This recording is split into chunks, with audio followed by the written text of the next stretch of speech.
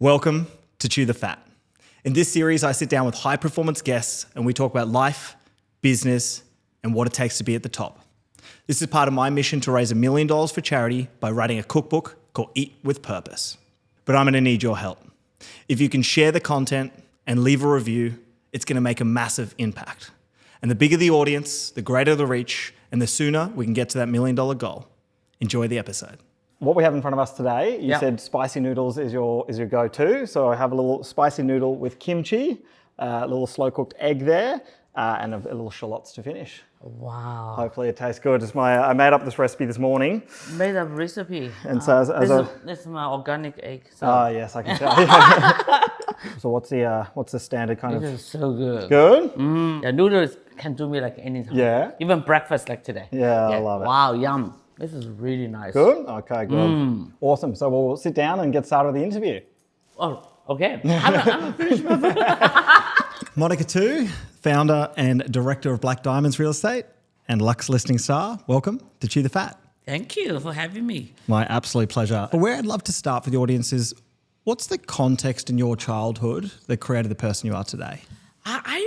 I don't know, seriously, because I was born in a communist, China, and we said it was born on the red flag, flags of China, and everything is being planned. Everything is, but by saying that is that I think probably a little bit from my influence of my grandfather. Of course, definitely my parents. So in the olden days, in China, everything is planned by your parents. It's kind of like a journey you have to go through. But what my parents did to me is like, do whatever you want. So if you fail anything in life and business, we're here for you. That's why they really give me opportunity to develop myself, which is really, really, for the Aussies, because Australian, Western cultures, we encourage independency, individuality. But in China at the time, wasn't that way. So I think my parents and my grandfather. Amazing. And what was that like, seeing that difference with let's say your friends? Was that everybody a bit like, whoa, in comparison, because it was so unique? Yeah, people think I was very lucky. I am still very lucky. So, wow, really? You can do whatever you want? And I said, yes. My parents said, if you have problems, we're here for you. So, by the way, I was the only child in the family as well. So in 1960s, it's very it's unreal, right? Only child. Normally they have a lot of children, and that you have a one-child policy. That was much later in China. Yeah, so I think everybody is very jealous of me, I guess.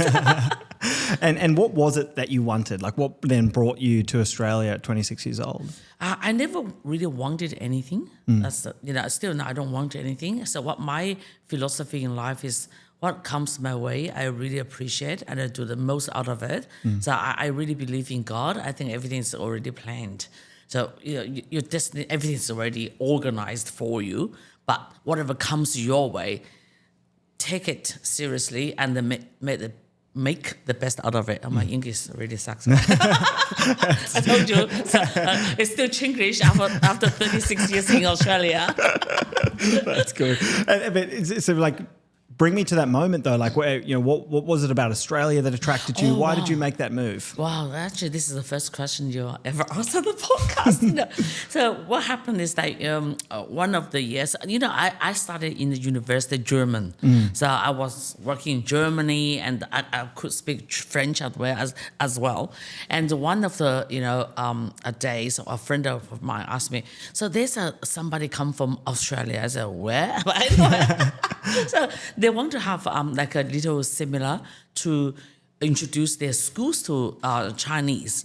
I said, okay, can you help us to organize this little event? I said, yeah, definitely, I can do that.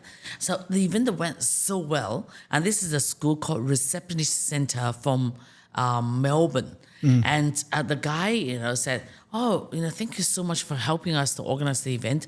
If you ever think about coming to Australia, I will give you discount. I said, oh, discount? Great. So see, my Chinese nature comes alive. So he offered me discount in studying in Australia. Yeah. And I couldn't speak English, right? Not even a word of it. And that's how I came, because of the discounted tuition fee. That's so good. I love that. And what was it that you came to study in Australia? So I came to study in it's that receptionist center. So what we did is like typings, bit of computer skills, but I couldn't speak English, right? So I went to the evening school to study English. At daytime, I learned how to type. The typewriters, right? Literally, I can type really well. And from there, like, what was the first step into that entrepreneurial journey for you? I never knew like I could be a businesswoman. Never, because I was a German interpreter, so I got a government job, and I was involved in some project with Germany's. It's never think in those days, even in China, so we don't grow up to be a business person. Yeah. I have no idea. Just only one day I couldn't find a job, and I got the opportunity to work in a market. Right. By the way, I have a book. It's called #Never Too Much. That was my journey. It was so interesting. So, in a market store, yes, and selling computer goods, computer accessories like floppy disks. The days, maybe you're too young to know that. I remember those. Don't worry. And so, when you have no opportunity to work anywhere, I tried to work in a restaurant. I couldn't do a good job, and the plates are too heavy. My dishwashing skill wasn't very good, and I was babysitting. And one day they just sacked me because I literally don't know how to do it. And then the computer market was really good. I started selling the computer accessories. I feel like, oh, geez, I do know how to sell, right? That's how I started. But again, in terms of business ideas, I don't know. So I borrow the goods and sell in a computer shop and return the goods at the during the week. And the guy, and who happened to be my ex-husband, said, okay, you don't have nothing to do during the week. Why don't you come and work for me? I said, okay. So I actually work from Monday to Friday in a computer stores. And by doing that, I helped him to grow the business from a corner shop in Surrey Hills to an international company. Wow. So that's how I found, oh gosh, I can be a businesswoman. So that's how it started. Amazing. By accidental, I become a businesswoman. And are you comfortable to share, just so the audience can get a sense of like the scale, like how big of an organization did you guys grow it to? Only if you're comfortable. Oh, very comfortable. Yeah. I think that the stories are kind of like could be inspiring, for others, So my journey is that I always have a dream. I don't know what that is. I think I can be a very good person. So my biggest dream is to be a philanthropist, because business is just so hard. It's so hard. It's like if I can one day give you money back to the community, and I don't have to think of where the money comes from. That's my biggest dream. I always have that dream since I was little. I don't know why, but I don't know where the money comes from. Right, from that computer market on the weekend and the computer store in Surrey Hills. Literally, I have only 3 people. Okay, my ex-husband, and myself, a sales, and a guy, or actually a girl, doing the accounts. But I hate accounts, right? 3 of us, and we're doing just so well. We start importing goods from around the world, Taiwan, China. And we grew that business to an international company. So that company now is turnover, from my memory, maybe $60 million. Just imagine, it's not unlike a real estate. Yeah. We turn over a few $100 million. Yeah. Because each of the product is, I told you already, my average sales like, 21 to 26 million. Yeah. But we're selling computer accessories, literally about 20 cents. Yeah, 20 cents to $1 and $3, right? So $60 million turnover is massive for that company. 60 or 16? 60. Wow, right? So it's an international company. Yeah. So whatever, again, comes my way, I thought, okay, what can I do the most out of it? When I was working in the computer market, I never thought I would be here forever. But this is like just a stepping stone for myself, or like a foundation for me to grow much faster. So that business, like, phenomenal. And in 2000, I remember in 2000, maybe 3. So one of the international company from America wanted to acquire us. So that means we could go public. Wow. Just imagine, right? Yeah. But we didn't. There's a different story of why we didn't, but it's a different story. Just think about scale the business from a computer market. You sell for a few $100s a day to $1 million business. I think that's phenomenal. That's really cool. And if you had to boil down like the learnings Because you learnt a lot, I'm sure, from that then transferred into your business today. Like, what were the key things you learnt from that, B? I think key things I learned is be resilient, right? So it's just so difficult, You just imagine you're standing on the market 7 days a week, or work 7 days a week. I literally work over more than 10 years, 7 days a week. Wow. But one thing I learned is back home in China, I was very spoiled. I was the only child in the family. I developed a business, which is, working for a government. You don't have to think about where the money comes from. It just came, right? And that was in and out in limousines, because we did amazing project. I was the actual connector for multi-million dollars at the time, like $13 million breweries, putting the government and German company and Hong Kong supplied together, building the first joint venture company in the province. Wow. Right? And came here without the language skill, without a dollar, and working in the market. Just thinking about transition from somebody to literally nobody. Yeah. I think that transition is something really built me up. So whatever happened that moment is not going to be forever. It's just meant to be. Just work hard. Don't think what's the past. Just think of the present. And the future is going to be amazing. That's my thing, right? So the hardest things are psychologically transition from somebody to nobody. I think all the time I'm thinking about I'm nobody today. So tomorrow I'm going to be a better person. I love it. So I hope that helps. And apart from the resilience, were there any other business skills that you think you ultimately transferred into your business you have today? Yeah, I think I never had the business skill. I was an interpreter. I don't even know my math. I tell my dad, I said, I know 1 + 1. Yeah, I know how much that is. One times one. Sometimes I'm struggling. Seriously, I have no idea.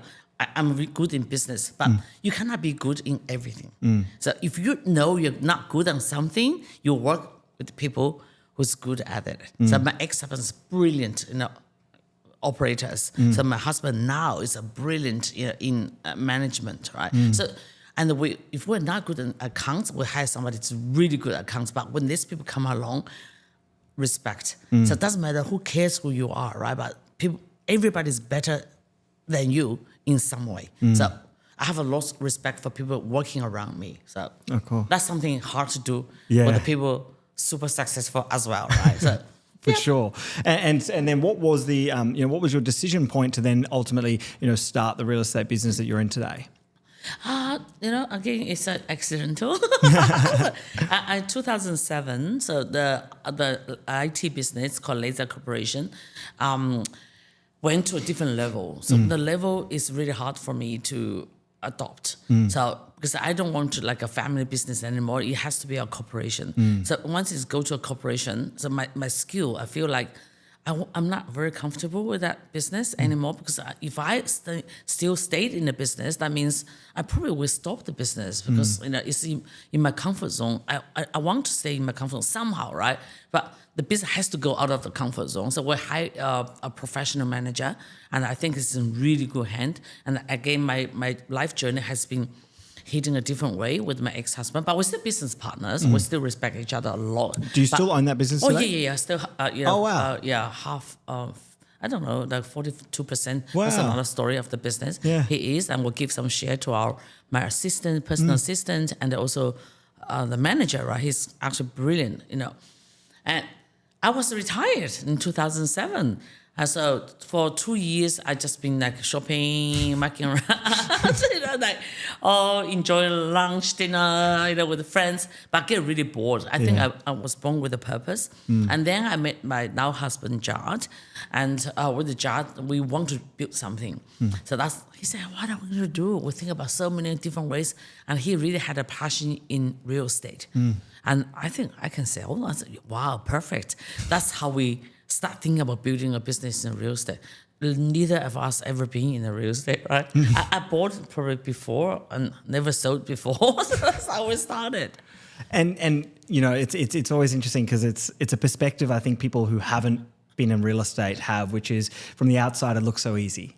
From the outside it looks like, you stand at the front at a door, you sign, and then the property sells itself. But us knowing what it's like in the real estate game and knowing the actual day-to-day challenges, working with vendors and stuff, it's a complex business to execute at a high level.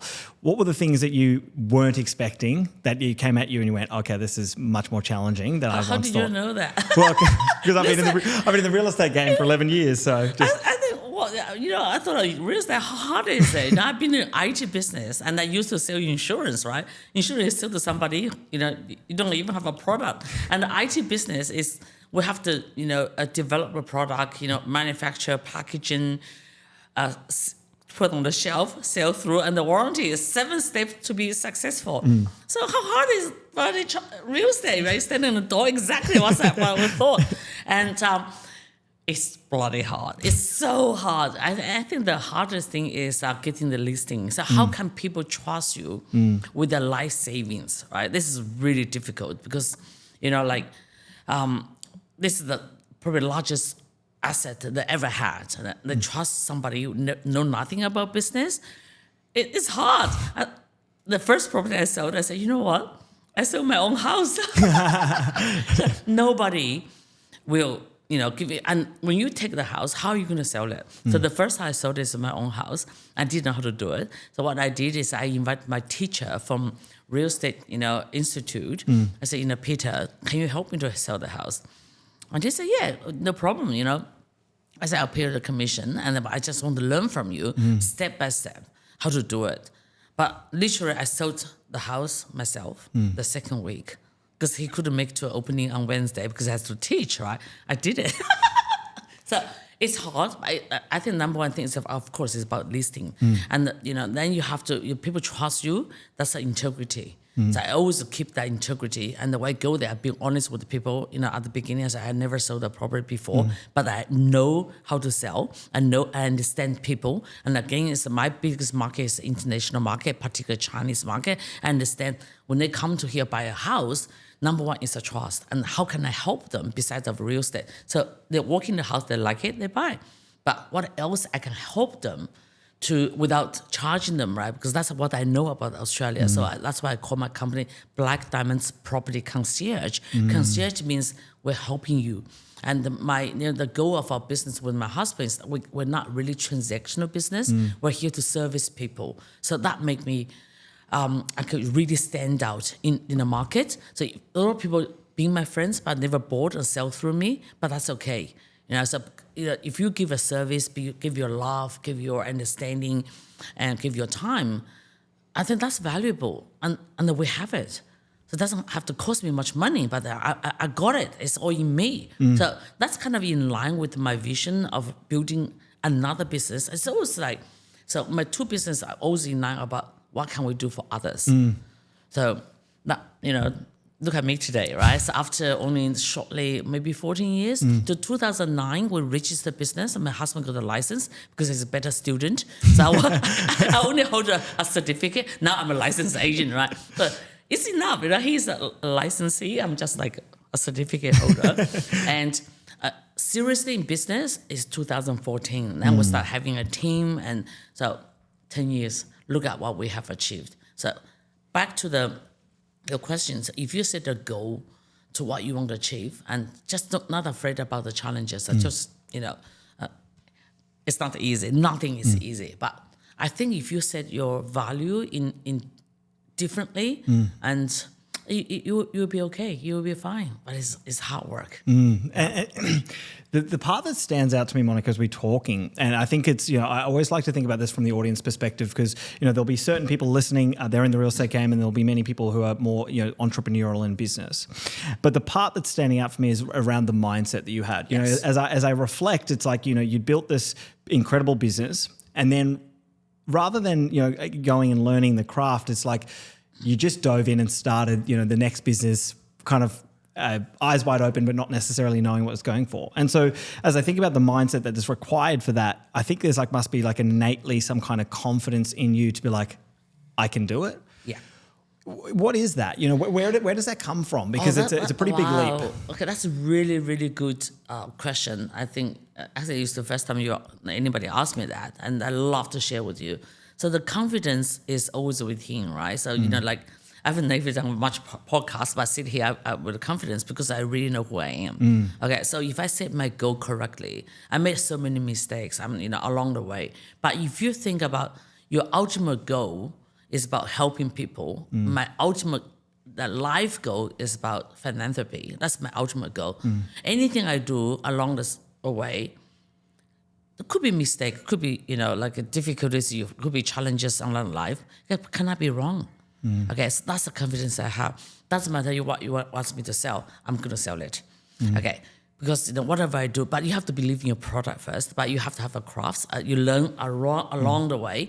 But if the ultimate goal is right, I think I cannot be too wrong. So that's the confidence I have. Everything I do, I walk to the room. I say I'm not going to hurt anybody. This is who I am, and I'm very authentic, as you can see, right? You can see me on TV. People say, I love it. You're so real. I am, right? So this is who I am. But people like me. People don't like me. I don't really mind. But if something I did wrong, I love to listen and I love to learn. So confidence is building with him is because I set the ultimate goal. I want to be somebody who will be able to help others. That's incredible. Yeah. So it's like the intention you go in with is so strong that therefore, like over time it will pay its dividends because you're doing it for the right motivations. The motivations aren't just tied to my ultimate goal is to make 10 milli to make a bunch of 10 million is nice. But what do you do with the 10 million? Yes. So that's because I truly believe in God, and if you have the 10 million, what do you do with it? Okay, have a think about it. What do you do with it, right? So I would definitely donate, more if I can, but of course I have to maintain my lifestyle because that's me, right? So I'm not compromise myself to be like being poor, not for the noodle, you just cook for me. I will not because I'm valuable, so I have to look after myself and be able to look after others. So I think that's probably the confidence. Set your goal, set your life goal first. Awesome. Yeah. And something you've touched on as we've had this conversation is around that ultimate piece is on the philanthropy. Yeah. And you did mention, I'm not sure why, but I want to dig into it a little bit. Like, what do you think? Firstly, like, why do you think that's so close to your heart? Like, why do you think that's such a passion for you? Yeah, I think this is probably, so when we're back in China, the olden days, right? So we're poor. And so China just been, very developed. It's a developing country and just been developed last probably 10, 20 years. It's getting better and better. And, when I was born, literally, like, so poor, 1962, so my mom, had no nutrition whatsoever. So growing up, when I was born in China in 1962, that's the most difficult time in China. So we have like natural disasters. There's no food. I was born without having really milk because my mom's milk, you just it's poor, right? So what happened is that remember we cooked the rice, some of the rice water left over. That's how I grew up, right? So it's literally no money. But you said if you are poor, how can you think about giving to others? I think it's from my grandfather. So my grandfather was one of the richest guy in the province. He has 28 enterprises. So when I was younger, one thing he was teaching us, I never seen, there's so much hardship in life, but on his face is always smiling. And he was telling us if I have the money ever, because he wasn't educated, even though he was so successful, he said, if I ever have money again, or when I could go back again, I would definitely build a school to help kids to be educated. So that means that maybe sometime in his life, to hit that a ceiling, like, oh, I wish I could be more educated. So it's always about giving, right? So, my mom and dad, even we have nothing, we always give the best to my cousins. That's really funny. I remember even the apples we buy, it's not the perfect ones. You can buy something like it's less perfect. The damaged ones, like you can eat half of it. That's how poor we were. But we always share with everybody. So maybe that's from there, right? And the really giving is making you feel so happy. I don't know. So it's in me. Must be from somewhere. Yeah. There's a few things I want to dig into, and I think it's just to help. A lot of people will be listening. hearing some of that story around around the rice, the nutrition, I think it's sometimes almost hard to contextualize and get like that perspective. And so I want to kind of just tease that out a little bit to really understand like that background you've come from. What were the memories that you had in your childhood that I think like are ingrained in you in terms of like not having anything that you might often reflect on, or that you might be essentially trying to make sure you're not again? Actually, it's not that I did. Now I think back then, because my mom told me, I didn't know, how I grew up. But I never thought I don't have anything.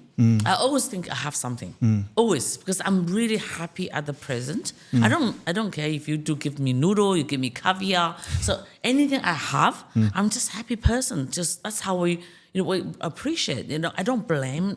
I'm not jealous what other people have. I don't have. I just genuinely happy for what I have right now. That makes me a really happy person. You remember, I have a belief, right? You have whatever you deserve. So whatever comes my way, I'm just happy. I don't feel like, wow, today I have, egg, tomorrow I have like literally nothing. I don't care, I'm just happy. Does it make sense? It does make sense. It does make sense. It's interesting when you said that, and I guess it's more like the challenging thought of someone who might be listening, which is you have what you deserve.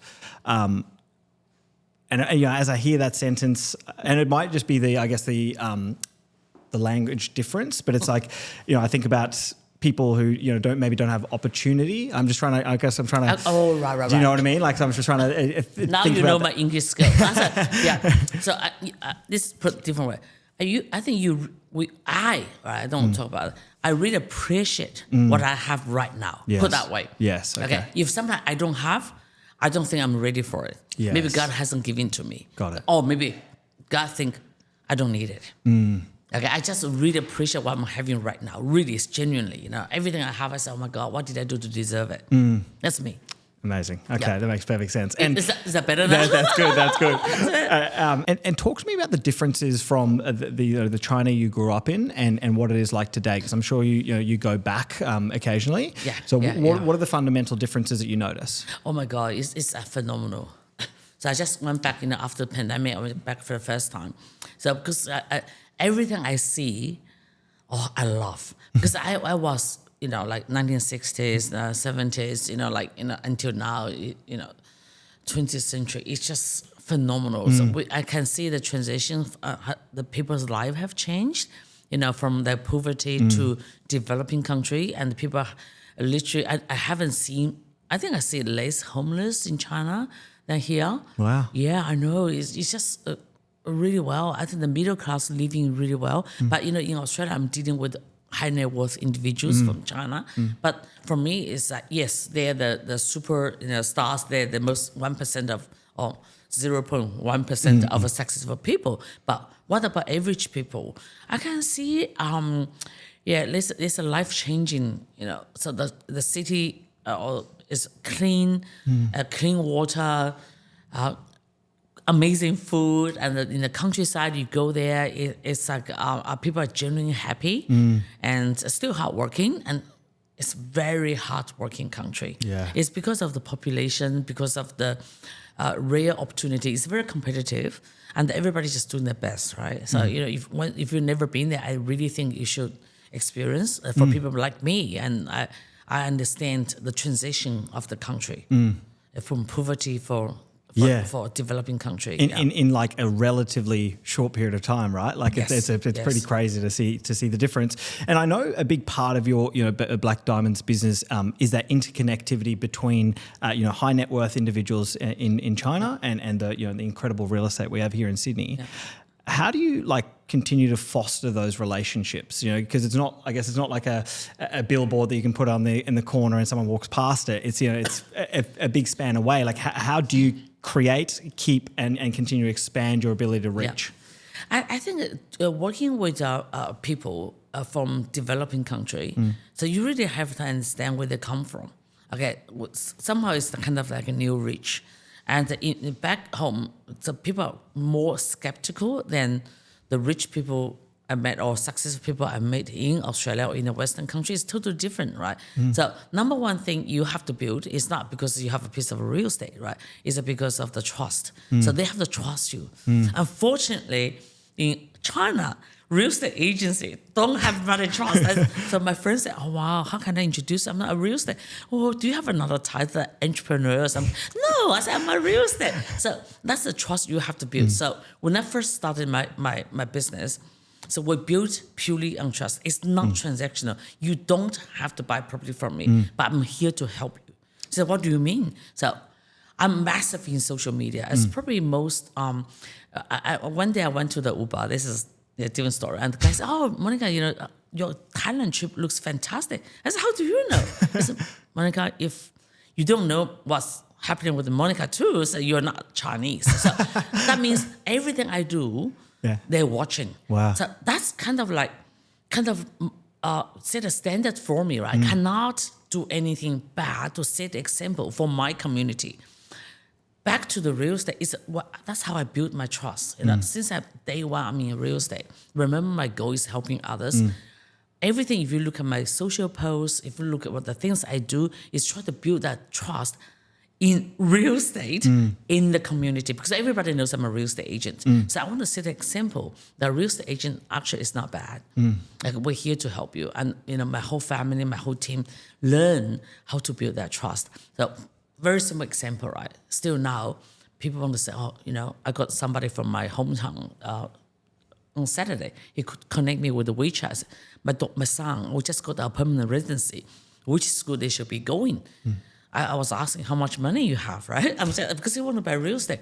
I said, if you have he said, oh, I want to spend only about $5 to $10 million. I said, $5 to $10 million, you want to have your great lifestyle. And how's your son like? He said, he's very independent, he's very sporty, and he wants to do a co-ed school. I said, you know what, you could go to Upper North Shore.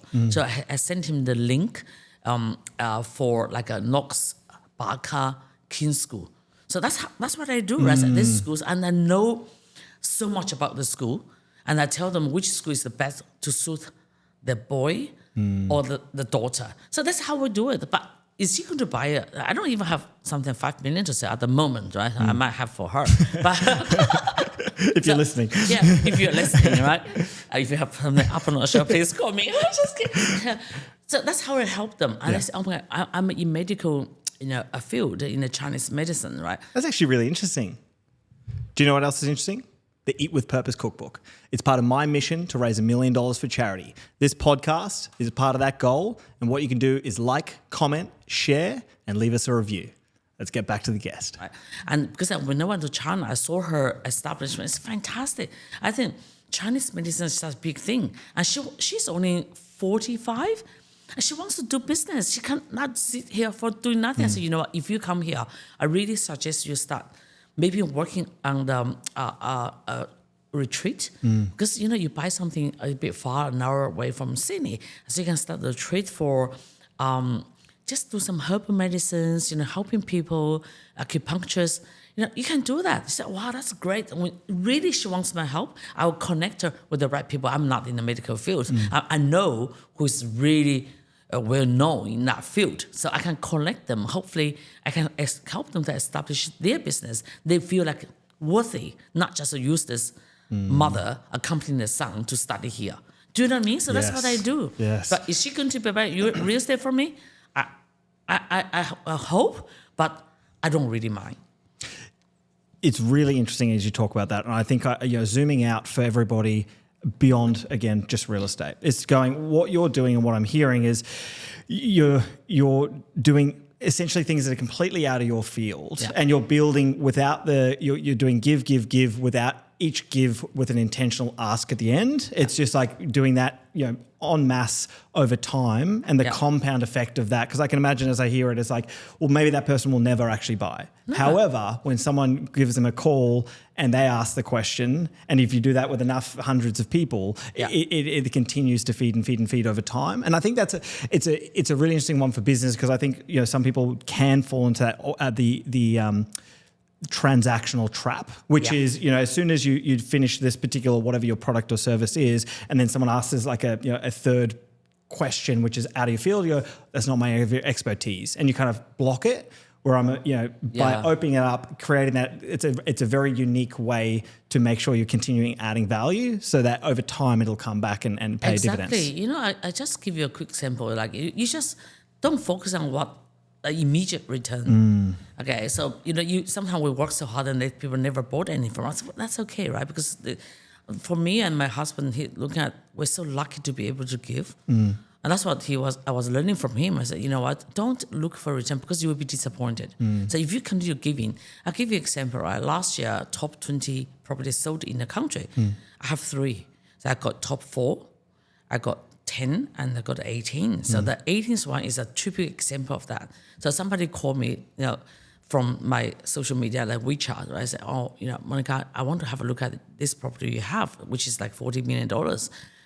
I look at his moment, I said, do you have $40 million? I have to pre-qualify the client. Of course. He said, yes, it's a lot of money. It's not from me. Yeah. It's actually from my boss. I said, you have a boss. Who is your boss? He gave me the name of his boss. I Google, look at, wow, this guy's one of the richest guy in Shanxi province. Wow. I said, okay, no problem. Let me organize the inspection. Literally, we saw 2 houses. One is in Hunters Hill. He gave $40 million offer, and the offer was rejected, which is okay. I took him to Clongtaff. Okay, so you know Clongtaff? Yes, I do. You do? Oh my God, I didn't. But anyways, that's okay, right? So they didn't before, but I don't know now. So we took him to the house. He bought it for 32.180, right? Yes. 32.180, right? Yes. Just like that. So what did I do to deserve a client like that? And so I tell my husband, oh my God, God bless me, right? So how did I do that? I don't know. Like, guess what? It's because of what you did in the past, and the God is watching you, and that happens all the time. But all the time, but not every time. I wish it's every time. But it just happened. So by doing that, I think it's whatever done in the past, which just blessed at the end, right? Amazing. It all makes sense, right? It makes perfect sense. And I think it's really important for people to hear, because it's more common that people can kind of fall into the remit of this is my business, this is my offering, and anything above that. It's even inside an organization when you ask someone and they go, that's above my pay grade, or that's not in my department, and you like, rather than trying to see what you can do. Somebody, you always have something to give. I always say, right? Maybe a time, maybe a laugh, maybe just a hug, whatever. But you have to be winning. Can I give you one example? This is really relevant. Like 2 nights ago, I had a goat dinner, because I know you are supporting Children Cancer Institute, so I'm also ambassador for the cause, right? So I'm also on the goat dinner committee, and what we do is every year we have this dinner, we raise the funds. This is my 3rd year, and first year we have like $9 million. I said, wow, okay, what we'll do next year? So we still go for $15 million, and we exceed of $19.2 million. That was world records for one dinner. That was last year. So this year, my leader said, you know what? We're going to aim for 20 million. I said, how am I going to do it, right? I just give you a result first. We did $33.4 million one dinner. But there's one very touching story. So if you read the financial reviews, I was on the papers. Wow, Monika, go and raise the money, I have got so much exposure for that. But one story making me really crying is one of my vendors, and I sold about 3 properties for her, but one of the last one haven't even sold yet. It's still, we're still selling, and she donated $5 million, and without even telling me. Wow. Okay, so, but of course I connect them, with, and she decided to do that, and the foundation told me, "So, my God, thank you very much, Monika," and she did it that, and I pick up phone, I call her, I said, I wouldn't, because she wanted to maintain very private. I said, I feel so ashamed. She said, why? I said, I took the credit, look at me, right? Social media, on the paper, on the financial review. So your guys are true heroes. I said, Monika, whatever you do, we're just so happy to have you in our life, because you guide us in the right direction. Without you, we wouldn't be even able to think about how to give or, where to give. See what we do? It's like, for that, see, all the things come together, so only about shortly 14 years of my career in real estate, what we achieve is how many few hundred million you have sold, is how many people you actually empowered, inspire to be in my vision. Okay, my vision, I think is incredible. I thought, oh my God, thank God, I think we're one step closer to what I really want to do. What that is, I don't have to work and just give.